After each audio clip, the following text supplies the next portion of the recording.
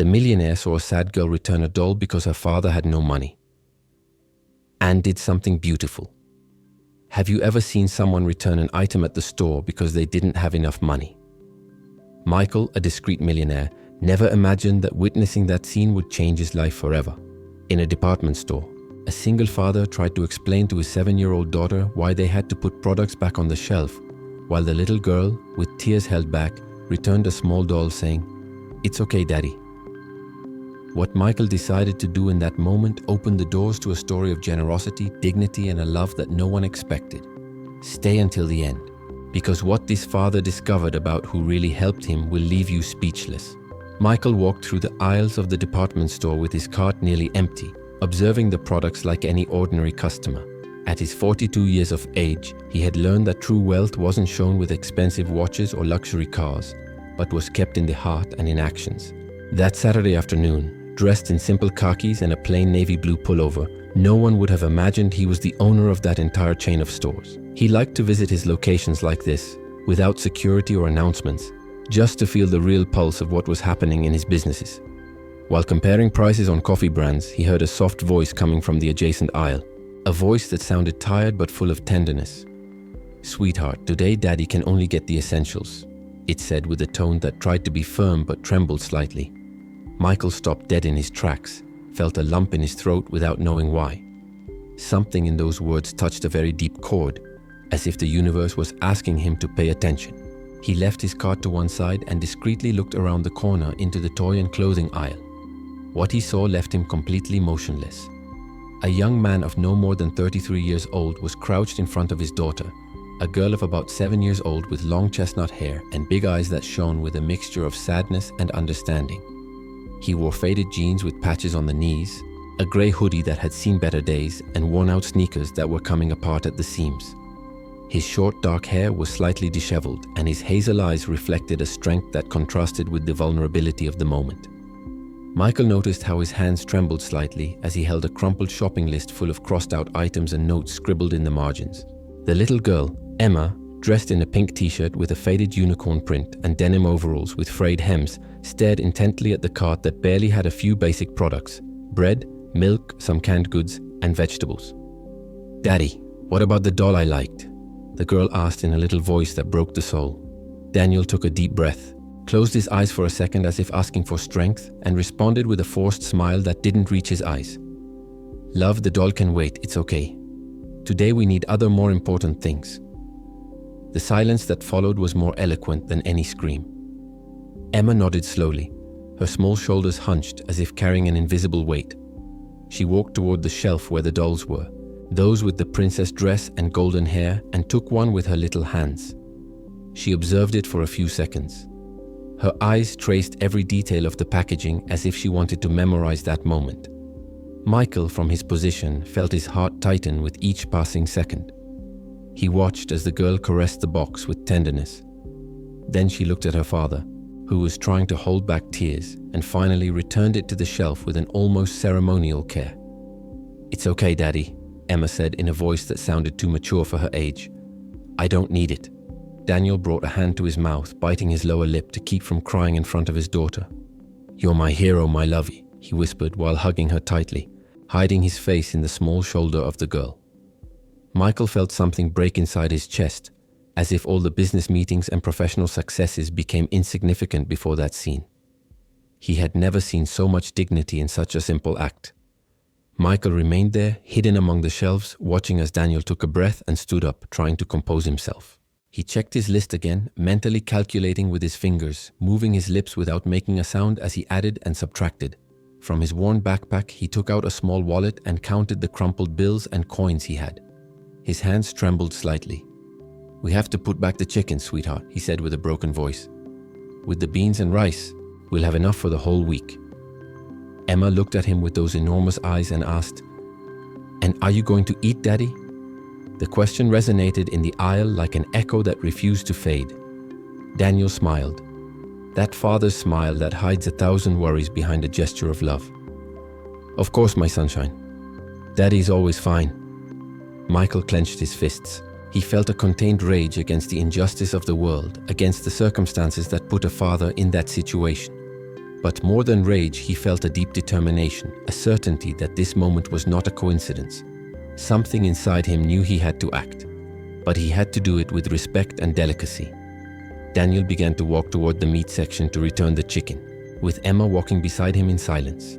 The girl dragged her feet slightly, her head a bit lowered, but holding her father's hand firmly. Michael followed them at a prudent distance. His mind worked at 1,000 miles per hour, thinking about how he could help without offending, without making that man feel bad, who clearly had a pride worthy of admiration. He observed how Daniel returned the package of chicken to the refrigerator, how he caressed the packaging as if saying goodbye to something important. "Excuse me, sir," Daniel said to the employee restocking products. "I made a mistake taking it." The young employee nodded without paying much attention, perhaps accustomed to seeing similar scenes. Michael felt a weight in his stomach, a mixture of sadness and admiration for that father who maintained his composure despite everything. He took a deep breath, adjusted his pullover, and decided it was time to approach, not as the millionaire owner of the chain, but as a simple human being who had witnessed something that had touched his soul. He walked toward them with firm steps, but with his heart beating as if it was going to jump out of his chest. "Excuse me, sir," Michael said with a soft voice as he approached Daniel and Emma in the produce aisle. Daniel turned around, startled. His hazel eyes met Michael's, and for an instant there was an uncomfortable silence. Michael noticed how he tensed slightly, as if protecting himself from something he didn't know what it was. "Forgive me for intruding," he continued with a kind smile, "but I overheard your situation in the aisle back there, and I was wondering if you'd allow me to help you with your groceries." The words came out naturally, but Daniel took a step back. His face flushed immediately. "No, sir, thank you very much, but we don't need charity," he responded with a firm but polite voice. His chin lifted with dignity. Michael admired that reaction, that strength that emanated from someone who, despite difficulties, didn't lose their self-respect. "It's not charity," he explained calmly. "Simply a gesture from one person to another." Daniel shook his head, grateful but resolute not to accept. Emma watched the scene with her big eyes, studying the stranger with childlike curiosity. The girl gently tugged on the sleeve of her father's hoodie, drawing his attention. Daniel crouched down to listen to her while Emma whispered something in his ear, so softly that Michael couldn't hear the words, but he could see the tenderness in that moment. "Daddy," Emma said with her little voice, "he seems like good people. Look at his eyes." Daniel looked at his daughter with surprise. Then he looked back at Michael with a different expression, as if evaluating him from a new perspective. Michael crouched down to be at Emma's height, resting his hands on his knees. "Hello, princess," he said with a genuine smile. "What's your name?" The girl hesitated for a moment, looked at her father seeking approval, and then responded, "Emma." Michael extended his hand for a formal greeting. "Nice to meet you, Emma. I'm Michael." The little girl shook his hand seriously, like a miniature adult. "You know what, Emma?" Michael continued. "I saw how you returned that doll a while ago, and that was something very brave on your part." The girl's eyes lit up slightly, surprised that someone had noticed her sacrifice. "Not many children would do what you did," Michael added as he stood up again, now directing his attention to Daniel. "Your daughter is a true hero, sir. Someone who thinks of her daddy before herself. And that, believe me, is something you don't see every day." Daniel felt tears threatening to come out again, but he held them back with strength. "She's a good girl," he said with a trembling voice full of paternal pride. Michael nodded and continued. "That's exactly why I'd like to ask you a favor, if you'll allow me." Daniel looked at him confused, not understanding where he was going with this. "I'd like to have the honor of giving something special to this little hero for her bravery and her big heart. It's not charity, sir. It's recognition." Daniel opened his mouth to refuse again, but Emma interrupted him. "Daddy, please," the girl begged with shining eyes. "The man is nice." The expression sounded so natural on the girl's lips that Michael couldn't help but smile. Daniel looked at his daughter, then at the kind stranger, and finally sighed with resignation. "All right," Daniel accepted with a barely audible voice. "But only something small for Emma.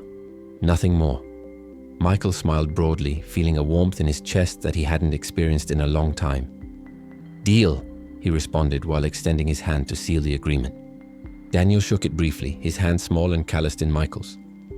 "But first," Michael said with a casual tone, "would you let me help you finish your shopping? The thing is, I came alone and honestly, it's a bit boring to walk around the whole store by myself. The white lie sounded convincing, and Daniel couldn't help but let out a small nervous laugh. We don't want to be a bother, he insisted, but Michael was already walking toward the cart that Daniel had left in the aisle. Emma ran after him with enthusiasm, clearly excited about the situation. Daniel followed more slowly, biting his lower lip, struggling internally between his pride and the need to accept help. Michael took the cart and pushed it naturally, as if it were the most normal thing in the world. Well, where do we start? He asked with energy. Emma pointed toward the produce aisle with a timid smile beginning to appear on her face. As they walked together toward the fruits and vegetables section, Michael began to take products from the shelf as if he were shopping for himself. Red and shiny apples, ripe bananas, juicy oranges, everything went into the cart with natural movements. The apples are very good this season, he commented casually. Does Emma like them? The girl nodded enthusiastically while Daniel watched with increasingly moist eyes. Sir, this is too much, he protested weakly. But Michael waved his hand, downplaying it. Please, call me Michael and believe me, this is nothing. He continued adding products, tomatoes, avocados, onions, peppers. Then they headed to the dairy aisle where he took milk, cheese, yogurts. Daniel tried to stop him several times, but each protest was met with a disarming smile and some comment about the quality of the products. Emma walked beside the cart. Her eyes went from one product to another with amazement, as if she were seeing magic happen before her. Michael noticed every reaction from the girl and the father, and his heart filled with each timid smile from Emma. When they reached the toy aisle, Michael stopped theatrically and looked at Emma with complicity. I think there's a doll here that a certain superhero loves, Michael said, looking at Emma with a knowing smile. The girl's eyes opened like saucers. Her gaze flew immediately to the shelf where the dolls with the princess dress were. Michael took them without thinking twice and put them in the cart, but he didn't stop there. He also added some building blocks, a coloring book, and a set of colored pencils. So she has variety, and he explained, winking at Emma, who couldn't contain the excitement dancing on her face. Daniel brought both hands to his chest, feeling his breathing become irregular. Michael, please, this is already too much, he begged with a broken voice, but Michael simply shook his head. We're just getting started, he responded so naturally that it seemed like he was doing the most normal shopping in the world. He continued pushing the cart to the next aisle, where personal hygiene products waited on organized shelves. Shampoo, conditioner, soap, toothpaste, brushes. Everything went into the cart while Daniel followed him in a state of silent shock. His legs trembled slightly with each product that was added. Michael moved through the aisles with calm confidence, as if he knew every corner of the place, which was true, though Daniel didn't know it. He took packages of toilet paper, feminine hygiene products that he discreetly placed in the cart when he noticed Daniel looking at them but not daring to take them. Dish soap and new sponges. These cleaning products are good, he commented, as if giving friend recommendations. They last quite a while and aren't too harsh. Daniel couldn't articulate a word. His eyes followed every movement of the generous stranger who had appeared in his life like an angel fallen from heaven. Emma, on the other hand, had lost her initial shyness and now walked next to Michael, pointing out products that her daddy always looked at but never bought. My daddy likes those cookies, the girl said innocently, but he says they're too expensive. Michael took mental note of each comment and discreetly added those products to the cart. They arrived at the meat section, and Michael didn't hesitate to take the same package of chicken that Daniel had returned minutes before, in addition to adding steaks, ground beef, and fish. The cart was beginning to look full of life, of possibilities, of hope. Do you cook well, Daniel? Michael asked while placing a package of shrimp in the cart. It was the first time he used his name, and Daniel was surprised because he didn't remember telling him. My daughter mentioned it a while ago, he explained, noticing his confused expression, though in reality he had heard it when the girl was talking to her father in the aisle. I cook what I can with what I have. Daniel responded with humility, his voice barely a whisper. Michael nodded understandingly. I'm sure you cook deliciously, he affirmed with conviction. Love shows in food, and you have a lot of love to give. The words were so sincere that Daniel felt tears finally beginning to roll down his cheeks without being able to control them. He wiped them quickly with the back of his hand, embarrassed to show so much emotion in front of a stranger. Michael pretended not to notice and continued walking, giving him a moment of privacy while Emma took his hand freely with the confidence that only children can have. Michael, the little girl said, looking up at him. Do you have family too? The question was so direct and genuine that it took Michael by surprise. For a moment, a shadow of loneliness crossed his face before he smiled again. "I have family," Michael responded, crouching down to be at Emma's height. "But not as special as what you have with your daddy." The girl smiled with pride, her cheeks puffed up with happiness. "My daddy is the best in the world," she declared with the absolute certainty that only a daughter can have. Michael ruffled her hair affectionately. "I don't doubt it for a second, Princess." He stood up again and looked at Daniel, who had managed to compose himself a bit, though his eyes still shone moistly. "What else do you need for the house?" he asked with genuine interest. Daniel shook his head, unable to ask for anything more. "It's enough. More than enough," he insisted with a trembling voice. Michael observed the cart that was already quite full, but he felt something important was missing. "And for Emma, does she need school supplies, clothes, shoes?" The question made Daniel close his eyes, biting his lower lip. "Her shoes barely fit her anymore," he admitted with embarrassment, looking down. "But that can wait." Michael observed Emma's feet and noticed that indeed the sneakers were worn out and probably pinched. Without saying another word, he turned the cart toward the clothing and footwear section of the store. "Let's see what we can find over here," Michael said enthusiastically, while Emma jumped with excitement. Daniel followed him as if in a dream, unable to process everything that was happening. Michael asked an employee for help finding the correct shoe size for Emma, and they ended up choosing new sneakers in purple that the girl loved. "Can I wear them now, Daddy?" Emma asked with eyes shining with hope. Daniel looked at Michael seeking approval, and he nodded warmly. "Of course, Princess. That's what they're for." The employee helped Emma try on the shoes, and when the girl stood up and took a few steps, her smile was so wide it lit up the entire aisle.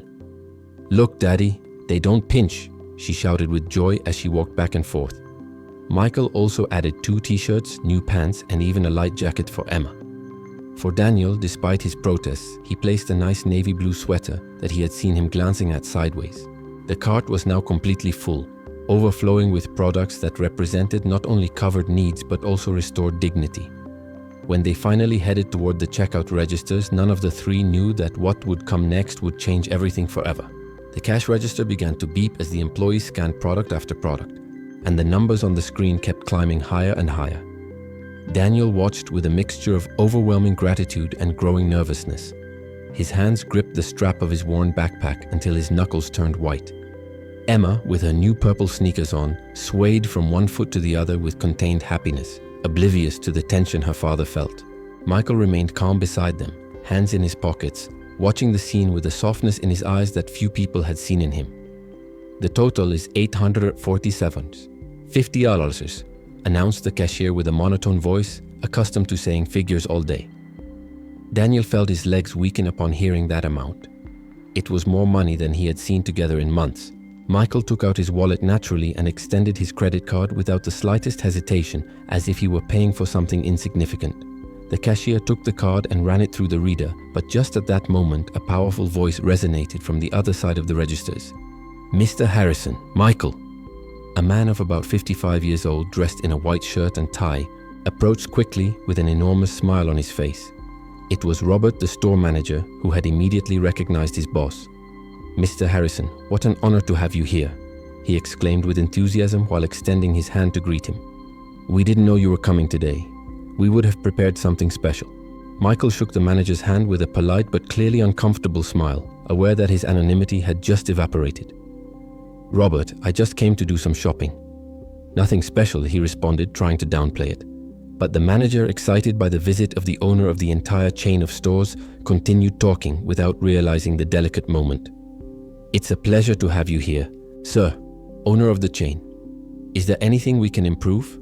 Any observations about the service?" The words fell like bombs in the atmosphere, and Daniel, who had been focused on the transaction, slowly lifted his gaze, processing what he had just heard. His hazel eyes opened enormously. His mouth formed a small O of surprise. "Owner of the chain," he repeated in a low voice, almost breathless. Michael closed his eyes for a second, took a deep breath, and turned toward Daniel with an expression that mixed apology and sincerity. "Yes," he admitted with a soft voice. "I'm the owner of these stores." Daniel took a step back. His face went through a dozen emotions in a few seconds. Surprise, confusion, embarrassment, disbelief. You. He stammered without being able to finish the sentence, bringing a trembling hand to his forehead. Emma looked at the adults without completely understanding what was happening, but feeling the tension in the air. Michael, is he important, Daddy? The girl asked, pulling on her father's hoodie sleeve. Daniel couldn't respond. He was in total shock. His cheeks burned with embarrassment, thinking that he had accepted help from the owner of the entire place. That's why he did all this, he murmured to himself, because he's rich and we're... He couldn't finish the sentence because his voice broke. Michael took a step closer. His expression was one of genuine concern. No, Daniel, it's not because of that, he said urgently, wanting to correct that misunderstanding before it grew. Robert, finally realizing he had put his foot in his mouth, apologized awkwardly and slowly walked away. The cashier had stopped the payment process, not knowing whether to continue or not. "Excuse me, Mr. Harrison," Daniel said with a formal and distant voice, using the surname he had heard from the manager. "I didn't mean to cause you problems or waste your time." His words came out quickly, rushed, full of wounded dignity. "Please forget all this. I can pay for my original purchase. We don't need your charity." Michael felt a dagger stab into his chest at those words. "It's not charity, Daniel. Please listen to me," he begged with an intensity that surprised even himself. Daniel shook his head. Tears threatened to come out again, but this time they were tears of humiliation. "Of course it's charity. You're a powerful millionaire who takes pity on the poor man with his hungry daughter." The description he made of the situation couldn't be further from what Michael felt. "No," he said firmly, taking another step toward him. "I'm a man who witnessed something beautiful, something that moved me deeply." Daniel looked at him with moist eyes, not knowing whether to believe him. Emma, feeling her father's anguish, hugged his leg. "Daddy, don't cry," the girl asked with a scared little voice. Michael knelt in front of both of them, putting his height at their level. "Daniel, please look at me," Michael asked from his kneeling position, not caring that other customers and employees were watching the scene. Daniel lowered his gaze toward him. His tears finally rolled freely down his cheeks. "I didn't do this out of pity or charity," he explained with a firm voice, but loaded with emotion. "I did it because I saw in your daughter something that money can't buy.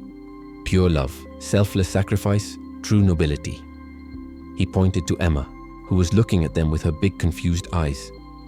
"That girl returned a doll she wanted so as not to worry her father, and you, with all the dignity in the world, were willing to go hungry so she could eat." His words came straight from the heart. "In my years of business, I've met hundreds of people with lots of money but with empty hearts. And today I met two people without a penny in their pocket but with a wealth I can only admire." Daniel was now openly sobbing, covering his face with both hands. "You taught me more in half an hour than what I've learned in years," Michael continued. "So please don't see this as charity. See it as the gratitude of someone who received an invaluable gift today." He stood up slowly and extended his hand toward him, waiting. Daniel looked at Michael's extended hand for several seconds that seemed eternal. His mind struggled between wounded pride and the sincerity he saw in that man's eyes. Finally, with a trembling movement, he placed his hand in Michael's, and Michael shook it gently but firmly, as if sealing a silent pact of mutual respect. "Thank you," Daniel whispered with a barely audible voice. "Thank you for seeing me as a person and not as a case of pity." Michael smiled with genuine warmth. "On the contrary, thank you and Emma for reminding me what really matters in life."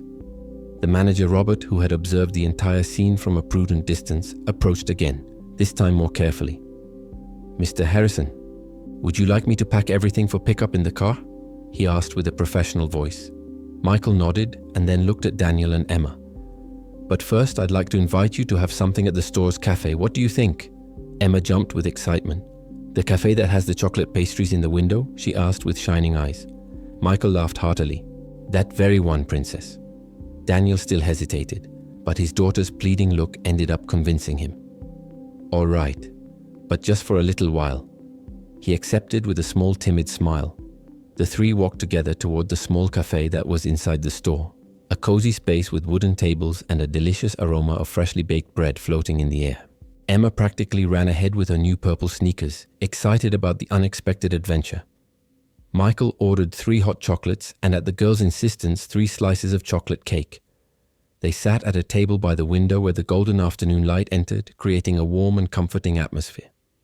You know, Emma, Michael began while the waiter brought the steaming drinks. When I was your age, my mom also struggled to feed us. Daniel lifted his gaze, surprised. He didn't expect that confession. We were 3 siblings and she worked cleaning offices. Michael continued with nostalgia in his voice. Many times I also had to return things I wanted because I knew there wasn't enough money. Emma looked at him with absolute attention, as if each word were a treasure. And what happened after? The girl asked with childlike curiosity. Michael smiled while stirring his hot chocolate. What happened was that my mom never gave up. She kept going forward with dignity and love, just like your daddy. The words made Daniel feel a lump in his throat. That's why when I saw you today, Michael explained, looking directly at Daniel, I didn't see someone who needed pity. I saw the reflection of my own childhood. I saw my mother's strength in you. Daniel blinked rapidly to hold back new tears. I don't feel very strong lately, he admitted with a broken voice, lowering his gaze toward his cup. I lost my job 4 months ago. I worked as a warehouse supervisor at a distribution company. Michael listened with genuine attention without interrupting. At first I thought I'd find something quickly, Daniel continued. But with the economic crisis it's been impossible. And the money I'd saved ran out weeks ago. His fingers traced nervous circles around the hot cup.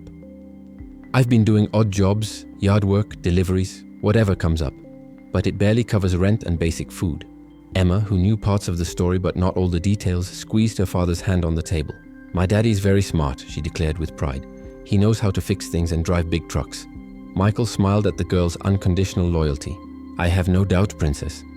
He leaned slightly forward with a thoughtful expression. You know what, Daniel? Michael said after taking a sip of his chocolate. My company needs people in the logistics and warehouse management area at the central office.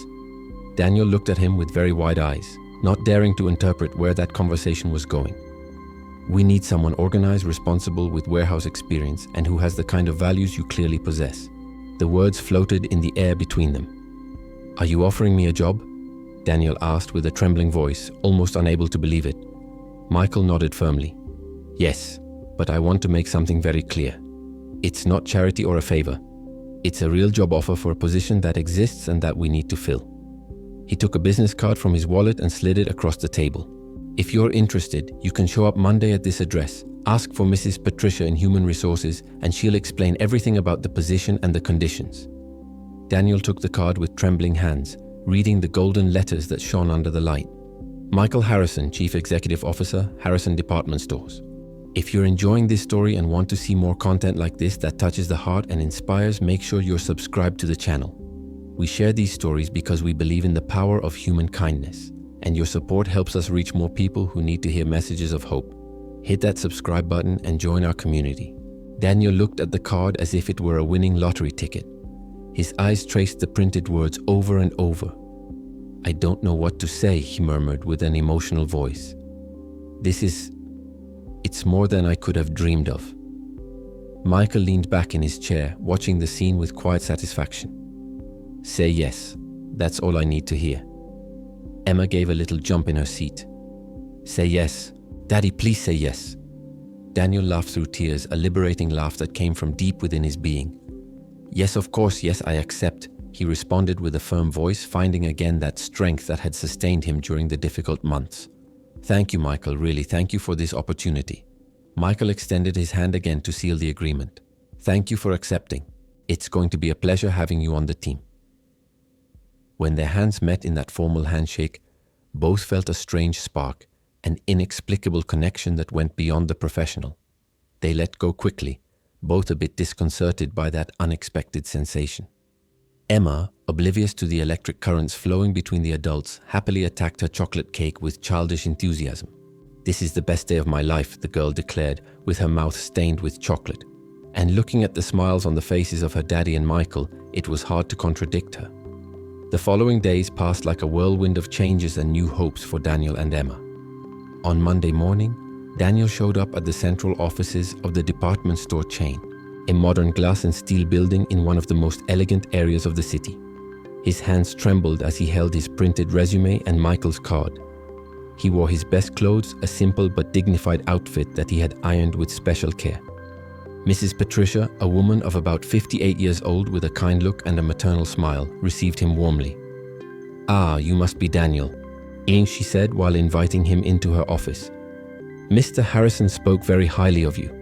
During the interview, which seemed more like a conversation between friends, Daniel demonstrated his knowledge in logistics, inventory management systems, and warehouse organization. Patricia nodded satisfied with each answer.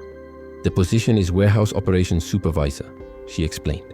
The schedule is 8 a.m. to 5 p.m., Monday through Friday, and the salary is $52 annually to start, plus legal benefits. Daniel felt his heart do a flip. It was more money than he had earned at his previous job. When can I start? He asked with an anxious voice. You can start tomorrow if you'd like, Patricia responded with a smile. Though we need some documents first. ID, proof of address, social security number, the usual. Daniel nodded effusively. He would do whatever was necessary. I'll bring them tomorrow without fail. Patricia stood up and extended her hand.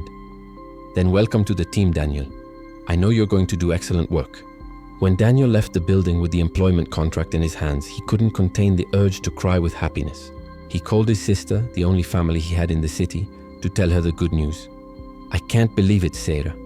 I have a job, a real job with a fixed salary. His sister screamed with excitement on the other end of the line. That afternoon, when he picked up Emma from school, the girl ran toward him as always, but this time he lifted her in his arms and spun her in the air. What's happening? Daddy? The girl asked, laughing from the movement. Your daddy got a job, my love. A wonderful job thanks to our angel Michael. Emma clapped with joy. Are we going to see him again? She asked with hope in her little eyes. Daniel hadn't thought about that, but the question made his heart beat a little faster. Maybe, sweetheart, maybe, he responded with a mysterious smile. On Tuesday morning, Daniel arrived punctually for his first day of work. Nerves gave him butterflies in his stomach. Patricia received him and took him on a tour of the facilities, introducing him to various colleagues who greeted him kindly. His office was in a spacious and bright space with a new computer and all the materials he needed. Your main job will be to coordinate inventory reports from all locations, Patricia explained, and provide support to the distribution area with documentation. Daniel listened to each instruction with absolute attention, taking mental notes of everything. Mid-morning, when he was concentrated reviewing some files on the computer, he heard a familiar voice behind him. How's your first day going? He turned around quickly, and there was Michael dressed in an impeccable charcoal suit and a warm smile on his face. Mr. Harrison, Daniel exclaimed, standing up quickly, almost knocking over his chair in the process. Michael laughed at the formality. Please, just Michael. Here we all treat each other by first name. Daniel nodded, still a bit nervous in his presence. It's going very well, thank you. Everyone has been very kind. Michael approached a bit more. His eyes scanned the organized desk with approval. I'm glad to hear that, Michael said, resting a hand on the edge of the desk. If you need anything, my office is upstairs. You can look for me whenever you'd like. There was something in his tone that went beyond professional courtesy, a special warmth reserved just for him. Daniel felt a warmth rise up his cheeks. Thank you, but I'm sure Mrs. Patricia will guide me well, he responded, trying to sound professional. Michael nodded but didn't move away. He seemed to want to say something more. Daniel, he began, but was interrupted by his secretary, who appeared urgently. Mr. Harrison, excuse me, but you have the meeting with investors in 5 minutes. He sighed with resignation. I'm coming. He turned toward Daniel one last time. See you later then. Daniel nodded and watched him walk away with firm steps toward the elevator. During the rest of the day, Daniel couldn't help but think about that brief encounter, about how his heart had accelerated when Michael was near, about how his eyes seemed to say things his words didn't express. Don't be silly, he scolded himself mentally. He's your boss, a millionaire, and you're just another employee. But no matter how much he tried to convince himself, he couldn't deny what he felt. And what he didn't know was that in his office on the upper floor, Michael was experiencing exactly the same confusion. The following weeks established a new and exciting routine for Daniel. Every morning, he dropped Emma off at school and arrived punctually at the office, where he immersed himself in his work with absolute dedication. He learned quickly, faster than Patricia had anticipated, and soon he was handling more complex tasks with impressive efficiency. His colleagues appreciated him for his positive attitude and willingness to help, and department heads noticed his professionalism. Michael passed by his area more frequently than necessary, always with some excuse, reviewing a report, asking for some data, verifying that everything was in order. Their encounters were brief but intense, full of glances that lasted a second longer than appropriate, of smiles that meant more than words said. Daniel began to wait for those moments, to get ready with a little more care each morning, to choose his shirts thinking about what colors would look best on him. And Michael, for his part, found any reason to go down to that floor, to see that smile that brightened his day. One Friday afternoon, when most employees had already left, Michael came down again and found Daniel still at his desk finishing a report. "Working overtime?" he asked, leaning on the doorframe of his cubicle. Daniel lifted his gaze from his computer and found Michael leaning on the doorframe. His silhouette stood out against the hallway light. "I just want to finish this report before I leave," he responded with a tired smile. "Tomorrow they need it early in distribution." Michael entered the cubicle with slow steps, observing the perfectly organized folders on the desk, the colored sticky notes with reminders written in clear and neat handwriting. "It's Friday night, Daniel. Work can wait until Monday." Daniel shook his head gently. "I like to leave everything ready so I can enjoy the weekend without worries." Michael admired that dedication, that responsibility that went beyond fulfilling a schedule. "And Emma, who's taking care of her?" Daniel looked at his wristwatch. "She's with my sister Sarah. She picks her up from school on Fridays because I sometimes leave a little later." Michael nodded understandingly, but there was something in his expression that showed concern. "I don't want you to feel like you have to work overtime to prove something," he said with a soft but firm voice. "You've already proven your worth these weeks. Everyone in the company speaks wonders of your work." The words made Daniel feel a comforting warmth in his chest. "Thank you, that means a lot to me," Daniel responded, saving the document he was working on, finally accepting he could leave it for Monday. "This job has been a blessing, Michael. Not just because of the money, but because it gave me back confidence in myself." He stood up and began to organize his desk, turning off the computer and putting some papers in the drawers. Michael watched him with an intensity he could feel even without looking at him directly. "The confidence was always there," he affirmed. "You just needed the opportunity to shine." Daniel took his bag, a new one he had been able to buy with his first paycheck, and turned toward him. In the almost empty office, with the city lights beginning to turn on through the windows, there was an unexpected intimacy between them. "Can I invite you to dinner?" Michael asked suddenly. The words came out before he could think them through well. Daniel froze. His heart began to beat wildly. "To dinner?" he repeated with an unsure voice. Michael hurried to clarify, suddenly nervous like a teenager. "As thanks for your excellent work, nothing more." But both knew it was a lie. Daniel hesitated for a moment. His mind struggled between what was appropriate and what his heart desired. "I don't know if it's right," he finally said honestly. "You're my boss and I—" Michael raised a hand, interrupting him gently. "You're right. Excuse me, it was inappropriate of me." He looked genuinely embarrassed, rubbing the back of his neck nervously. The silence that followed was uncomfortable. Both wanted to say more, but the words got stuck in their throats. "Although," Daniel added after a few seconds that seemed eternal, "we could grab a quick coffee as work colleagues." Michael lifted his gaze with renewed hope. "Yes, of course." Daniel nodded with a timid smile. "But it has to be quick. I don't want to abuse my sister's time with Emma." Michael smiled broadly, as if he had been given the best gift in the world. "I know a place nearby. They have the best coffee in the neighborhood." They left the office together, and while waiting for the elevator, their hands accidentally brushed. It was minimal contact, but both felt it like an electric shock. They looked at each other sideways, blushing, not knowing what to say. When the elevator doors opened, they entered in silence, but their hearts were shouting. The cafe was just 3 blocks from the office, a small and cozy place with exposed brick walls and warm lights hanging from the ceiling.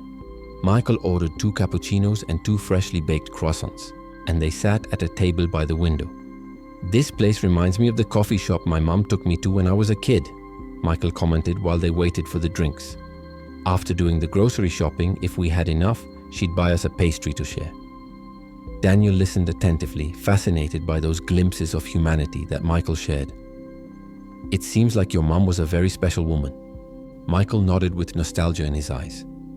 "She was. She passed away 6 years ago. Heart disease." The confession came out with contained pain. "I'm so sorry," Daniel said instinctively, taking his hand on the table in a gesture of comfort. Michael looked at their joined hands and didn't let go. "She would have loved to meet you and Emma," he murmured with an emotional voice. "She would have seen in you the same thing I saw that day at the store." The waiter brought the drinks, and they separated their hands with some reluctance. They drank their cappuccinos in a comfortable silence, the kind of silence that only exists between people who understand each other without needing words. For the first time in years, both felt they weren't alone in the world. "Can I ask you something personal?"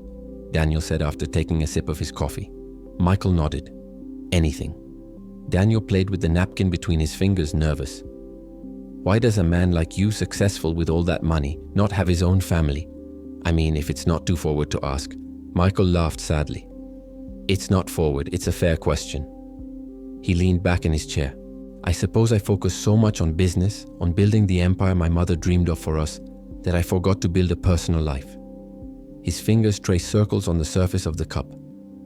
"I've had relationships, of course, but always with people who only saw my money, my position." The honesty in his voice was palpable. "I never found someone who saw me, Michael, not the millionaire." Daniel felt a pang in his heart. "That must be very lonely." Michael looked directly into his eyes. "It was until a few weeks ago." The words hung suspended in the air between them, loaded with a meaning neither dared to name yet. Daniel looked away, blushing. His heart beat so hard he was sure Michael could hear it. The moment was interrupted by Daniel's phone, which vibrated with a message from his sister. "It's Sarah," Daniel said after checking his cell phone, "asking if I'm going to be much longer." Michael checked his watch and was surprised to see that almost 2 hours had passed since they left the office. "I didn't realize the time," he admitted with a guilty smile. Daniel couldn't believe the time had flown by so quickly either. "Me neither." They stood up and Michael insisted on paying the bill despite Daniel's protests. They went out to the street where night had completely fallen over the city. Traffic was still heavy, but the building lights created a magical atmosphere. "I'll take you home," Michael offered, pointing to his SUV parked nearby. Daniel was about to refuse out of habit, but then remembered that public transportation at that hour would be crowded and slow. "If it's not a bother," he finally accepted. During the journey, they talked about everything and nothing, discovering small things about each other.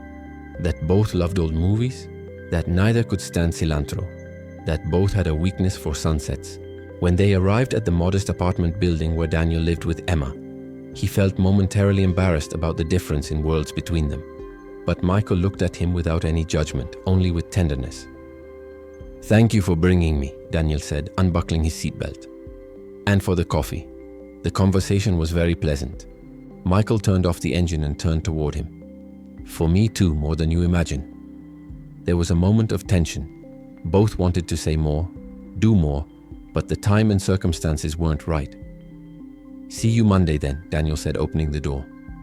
Michael nodded. "Take care, Daniel, and give Emma a hug from me." Daniel smiled warmly. "I will." As he climbed the stairs to his apartment on the 4th floor, he could feel Michael's gaze following him until he disappeared from view. When he entered his house, Sarah received him with a knowing smile. "You're late," and with that look of being in love, his sister teased him. Daniel blushed. "Don't say silly things, we just had a coffee." But Sarah knew him too well. "Uh-huh, a coffee that has you floating on clouds." Emma came running out of her room when she heard her father's voice. "Daddy, did you see Michael today?" The innocent question made Daniel turn even redder. "Yes, my love. I saw him at the office." Emma clapped happily, oblivious to the whirlwind of emotions her question had unleashed. The following days at the office were a delicious mixture of professionalism and knowing glances.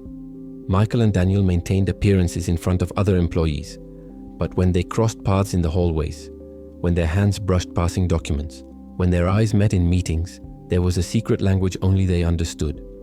Patricia, with her years of experience, noticed the subtle changes in both.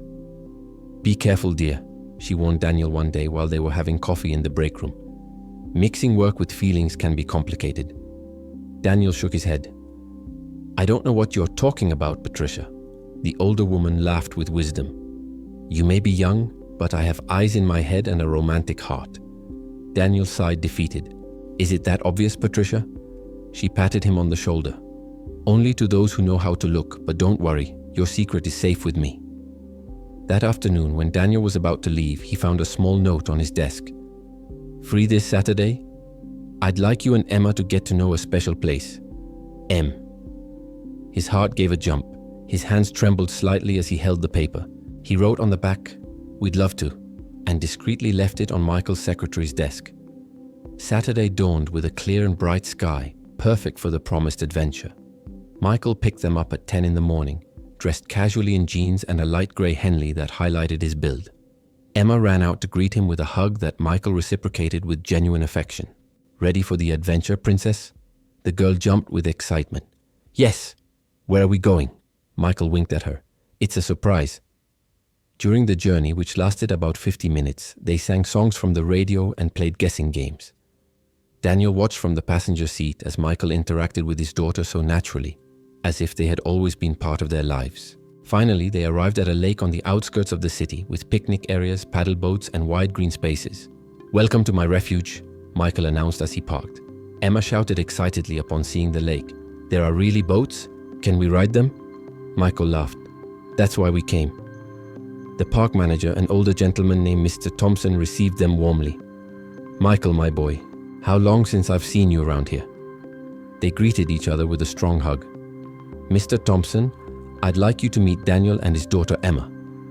The old man looked at them with twinkling eyes. "So you finally brought someone special." "It was about time," he commented with mischief that made both adults blush. Mr. Thompson showed them the dock where several colorful paddle boats waited. Emma was amazed, touching their sides carefully and laughing when the water splashed on her hands. "This one is called Sunny," Michael explained, pointing to a yellow boat. "It's the easiest, perfect for beginners." With infinite patience, Michael taught Emma how to approach the boat, how to sit properly, how to pedal safely. Then, with Mr. Thompson's help, they got the girl into the boat while Michael sat beside her, guiding her with firmness. Emma's laughter resonated throughout the lake, pure and crystalline, like bells in the wind. Daniel watched them with tears of happiness in his eyes. His heart expanded seeing his daughter so happy, so free from worries. After Emma's ride, Michael invited him to ride in another larger boat. "I don't know if I can," Daniel doubted. "I'll go with you," Michael promised, getting in first and extending his hand. With his heart beating hard, Daniel accepted his hand and got in behind him, wrapping his arms around Michael's waist. When the boat began to glide gently, he tightened the hug more, feeling the warmth and strength of Michael's body against his. In that moment, paddling together under the midday sun, both knew that what they felt could no longer be denied. December arrived with its cooler days and starry nights, and with it came the news that filled the entire office with excitement. The holiday season was near. Daniel had already been working at the company for 4 months, and in that time he had become a key piece of the operations department. His colleagues sincerely appreciated him, and he had found not only a job but also true friendship. But the most important thing was what had grown between him and Michael. That feeling that neither of them dared to name out loud, but that everyone in the office could perceive in the air. They sought each other out with any excuse. Their conversations extended longer than necessary, and when they were together, the world seemed to disappear around them. Emma, who occasionally visited the office when Daniel couldn't find someone to leave her with, had developed a deep affection for Michael, calling him Uncle Mike with absolute naturalness. One Friday afternoon, when December was already showing on the calendar, Michael appeared at Daniel's cubicle with an expression that mixed nervousness and excitement. "I have a proposal for you and for Emma," he said without preamble, his hands inside his pants pockets. Daniel stopped typing on the computer and gave him his full attention. "This year I want to do something different for Christmas," Michael continued, sitting in the chair next to Daniel's desk, turning it to face him. "Normally I spend the holidays alone, watching movies and eating Chinese food from the corner restaurant." The confession made Daniel's heart shrink with sadness. "But this year," Michael added with a timid smile, "I'd like to share it with people who really matter to me." His eyes looked at him with an intensity that left no doubt about whom he was referring to. "I'd love for you and Emma to come to my house on Christmas Day. We could decorate the tree together, prepare dinner, spend time as family." The word family resonated in Daniel's chest like a drum. "Michael, he began, but Michael interrupted him gently. "I know it might be forward of me, and if you prefer to spend Christmas with your sister, I'll understand perfectly."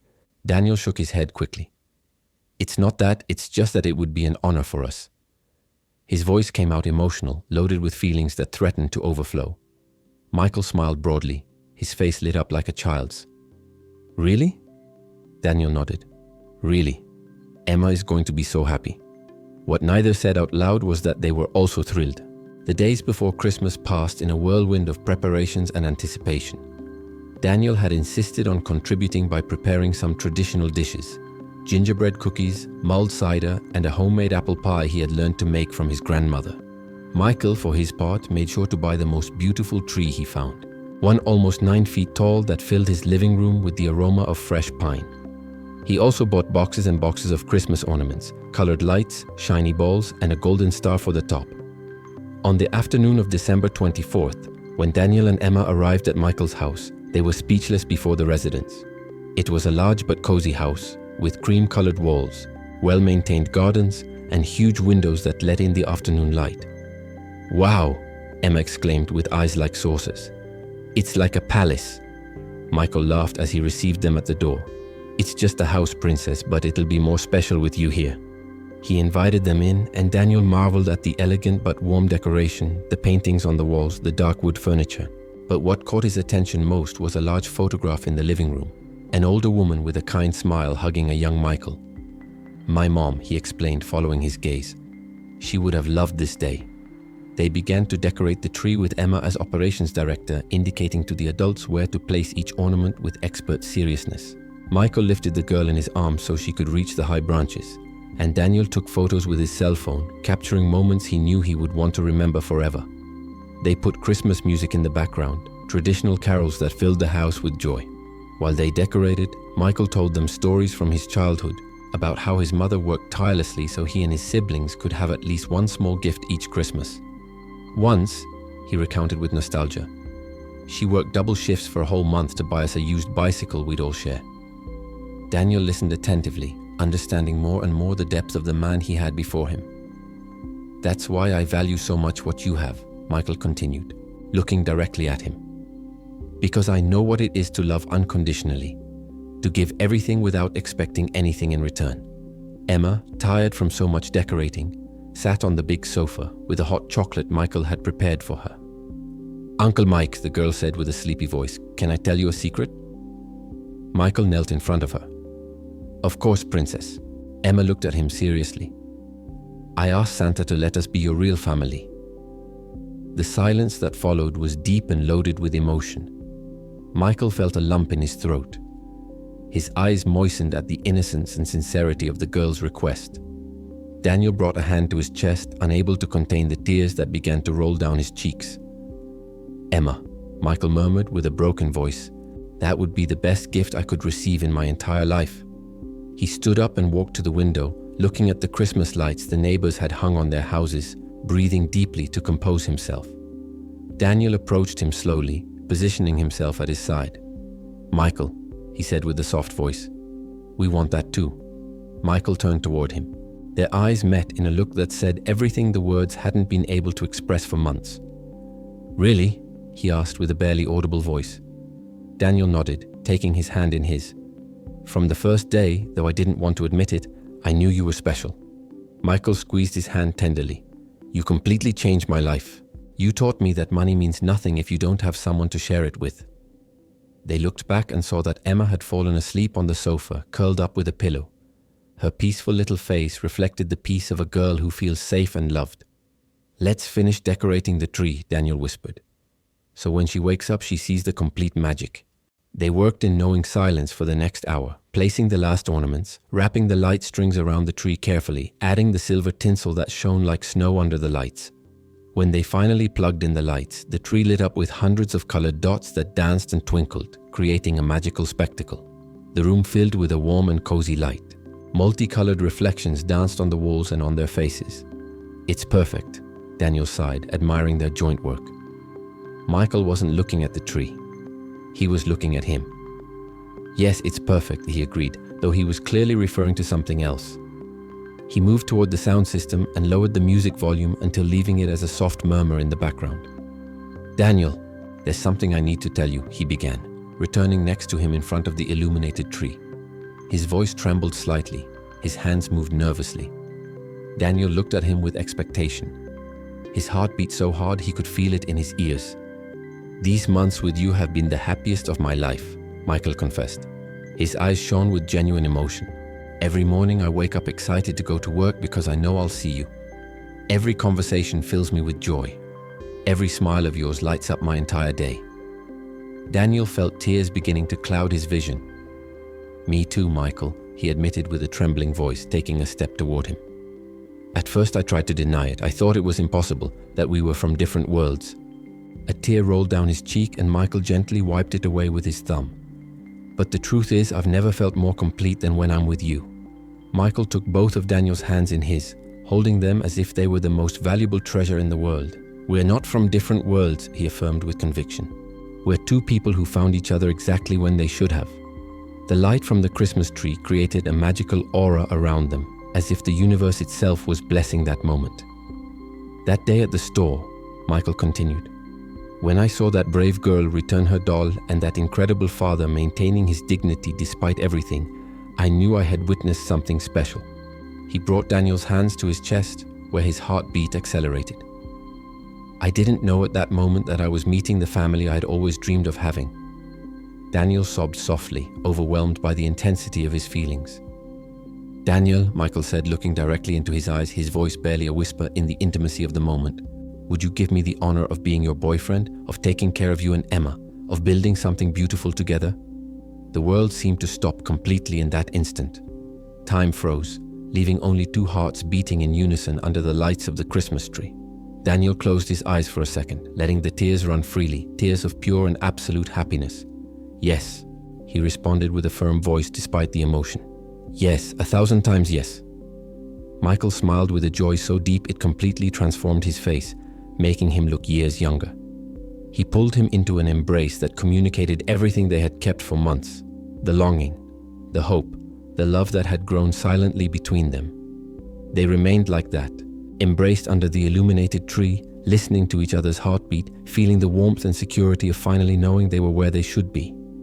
I promise you, Michael murmured against his hair, that I'm going to take care of you with the same respect and generosity as the day we met, that I'll never let you feel like you're alone in this world. Daniel separated slightly to look into his eyes. And I promise you, he said with an emotional voice, that I'm going to love you not for what you have, but for who you are, for that man with an enormous heart who hides behind the businessman's suit. Their faces approached slowly, inevitably, until their lips met in a sweet kiss full of promises. Are you kissing already? Asked a little voice from the sofa, breaking the magical moment with childish innocence. Michael and Daniel separated laughing, turning toward Emma, who was looking at them with a huge smile on her sleepy little face. Come here, princess, Michael called with open arms. Emma ran toward them and Michael lifted her in his arms, creating a three-person hug who became family under the Christmas lights. Does this mean Uncle Mike is going to be like my daddy? The girl asked with hope shining in her eyes. Michael looked at Daniel seeking permission and he nodded with a smile through his tears. If you want, princess, I'd love to be part of your family. Emma hugged him tightly. Yes, I want. Santa granted my wish. The three laughed and cried at the same time, united in an embrace that symbolized a new beginning, a second chance for everyone. Michael looked toward his mother's photograph on the wall and felt that she was also smiling, proud to see her son finally complete. Merry Christmas, Daniel whispered. The merriest of all, Michael responded, kissing his forehead. And while the tree lights continued dancing around them, the three knew this was just the beginning of something wonderful. The night continued with a delicious dinner they prepared among the three, laughing and enjoying each other's company, as if they had always been a family. Emma helped set the table with ceremonial seriousness. Michael took out his best china that normally remained stored, and Daniel served his traditional dishes that filled the house with aromas that evoked home and love. They ate until satisfied. They toasted with sparkling cider for new beginnings, and afterwards sat together on the sofa to watch classic Christmas movies. Emma fell asleep between the two, her head resting on Michael's shoulder and her feet on Daniel's lap. Michael watched them with infinite tenderness, marveled at how his life had completely changed in just 4 months. What are you thinking about? Daniel asked, noticing his contemplative expression. Michael smiled. That day at the store when I decided to approach you, I made the best decision of my life. Daniel intertwined his fingers with Michael's. Me too. He sighed with happiness. Sometimes I think you were an angel sent by God just when we needed it most. Michael shook his head gently. No. You were the angels who saved me from an empty life. They remained like that until midnight, talking in whispers so as not to wake Emma, sharing dreams and plans for the future, building castles in the air that both were determined to make real. When the clock struck 12, they wished each other Merry Christmas with a tender kiss that tasted of fulfilled promises. This story reminds us that true wealth isn't measured in money, but in love, dignity, and generosity. Michael had millions in the bank, but his heart was empty until he found Daniel and Emma, who had nothing material but possessed immense wealth in values and love. Sometimes God puts people in our path just when we need them most, and other times He puts us in someone else's path because we are the answer to their prayers. The story of Michael, Daniel, and Emma teaches us that acts of kindness, no matter how small they may seem, can completely transform lives, and that true love knows no differences in social class or economic circumstances. Before we say goodbye, I want to invite you to be part of our community. If this story touched your heart, share with us in the comments. Have you ever witnessed an act of kindness that changed someone's life? Or maybe you've been on the receiving end of unexpected generosity? Your stories inspire others and remind us that we're not alone in this journey. Subscribe to the channel and let's keep building a space where hope and human kindness shine. Your voice matters and we'd love to hear from you. Remember that every act of kindness counts, every gesture of generosity matters, and every person you help can become the greatest blessing of your life. May God bless your path with extraordinary encounters that transform your life, and may you always find angels disguised as ordinary people in the moments when you need them most. Amen.